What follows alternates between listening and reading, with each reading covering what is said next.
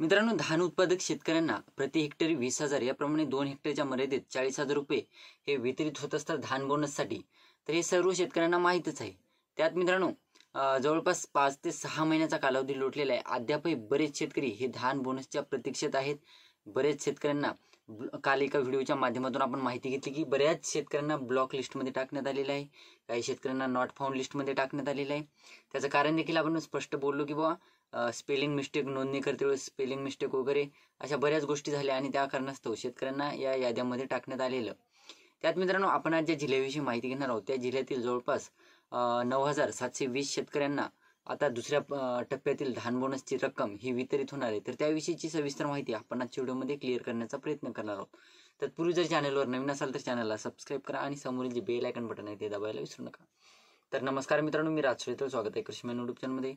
मित्रांनो, जवळपास आपण आज ज्या जिल्ह्याविषयी माहिती घेणार आहोत तो जिल्हा म्हणजे चंद्रपूर जिल्हा. चंद्रपूर जिल्ह्यातील मूल तालुक्यातील शेतकऱ्यांबद्दल आपण माहिती घेणार आहोत, ज्याच्यामध्ये जवळपास 8,280 शेतकऱ्यांनी ही मूल तालुक्यातून धानाच्या बोनससाठी नोंदणी केलेली होती.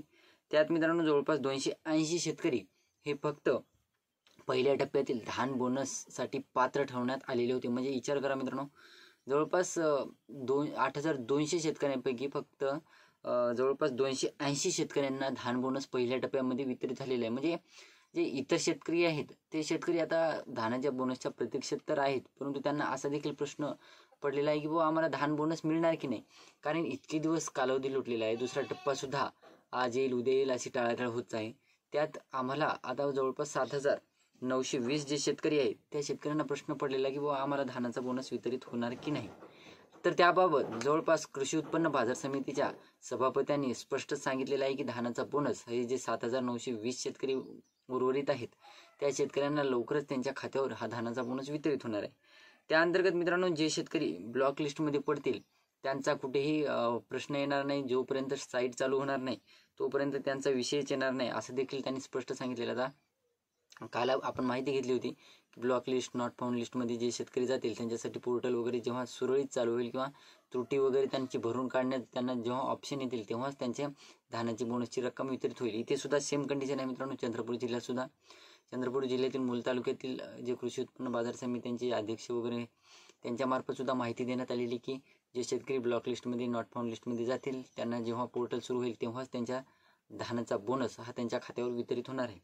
परंतु एकंदरीत बघायचं झालं मित्रांनो तर जे शेतकरी आता उर्वरित आहेत मूल तालुक्यातून त्यांना दुसऱ्या टप्प्यातील, आता पहिल्या टप्प्यात जरी तुम्ही पात्र ठरलेले असतील तरी सुद्धा आता तुम्ही फक्त 280 शेतकऱ्यांना पहिल्या टप्प्यामध्ये वितरित झालेले आहे. आता जे उर्वरित शेतकरी आहेत 7,920 त्या शेतकऱ्यांना जवळपास दुसऱ्या टप्प्यातीलच धान बोनस वितरित होणार आहे.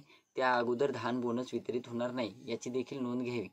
आता बरेच शेतकरी कमेंट करत आहेत की आम्ही ब्लॉक लिस्टमध्ये पडलो आहोत का वगैरे वगैरे, कसं समजायचं, किंवा आम्हाला BM नेमल पोर्टलवर नोंदणी केलेली आहे मग त्यांचं काय वगैरे बरेच शेतकऱ्यांच्या कमेंट दिसल्या कालच्या व्हिडिओला. तर मित्रांनो जर तुम्हाला ब्लॉक लिस्टमध्ये किंवा नॉट फाउंड लिस्टमध्ये टाकलेलं आहे हे बघायचं असेल तर एक तर तुम्ही जिथे नोंदणी केलेली आहे तिथे जाऊन चेक करू शकता. जर तुम्हाला तिथे जाऊन जर काही माहिती मिळत नसेल तर आपल्या चॅनलच्या माध्यमातून लवकरच याबद्दल अपडेट देण्यात येईल. तर एवढी छोटीशी माहिती मित्रांनो. व्हिडिओ आवडला असेल तर लाईक करा, चॅनलला सबस्क्राईब करा आणि जास्तीत जास्त शेतकऱ्यांपर्यंत पोहोचवण्याचा प्रयत्न करा. धन्यवाद.